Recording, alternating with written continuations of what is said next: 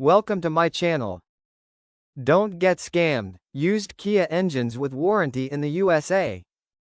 1. Know your exact engine type. Kia uses many engine types by model and year. Always check the VIN, owner's manual, or under hood sticker. No guessing, wrong engine causes big problems. 2. Decide between short block and long block. Short block equals bare bones. Just the engine block, pistons, crank, maybe rods. Long block equals more parts installed. Usually cheaper than new, less labor for you. Know what you need. Saves a trip back to the shop later. 3. Hunt for sellers who offer warranty. This is non-negotiable. Craigslist alone? Forget it. You want a legit seller with at least 3 to 6 months warranty. Sites like LKQ, car-part.com, or local salvage yards with warranties are your friend. Ask the warranty specifics, parts, labor, mileage limits.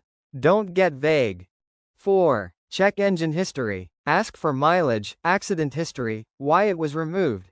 Engines from wrecks? Fine, just make sure it wasn't overheating, smoking, or stripped down.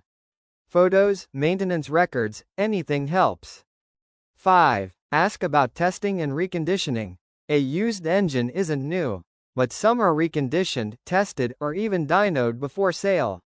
That's gold. If they can't show test results, move on. You want proof it runs, doesn't leak, and won't self-destruct in a week. 6. Compare prices, but don't cheap out. Yeah, price matters, but $400 for a perfect engine is suspicious. Expect $800 to $2,000 depending on year, model, and block type. Factor in shipping, core charges, and installation.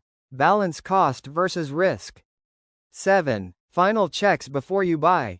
Before clicking buy or signing the paperwork, confirm the engine code matches your VIN.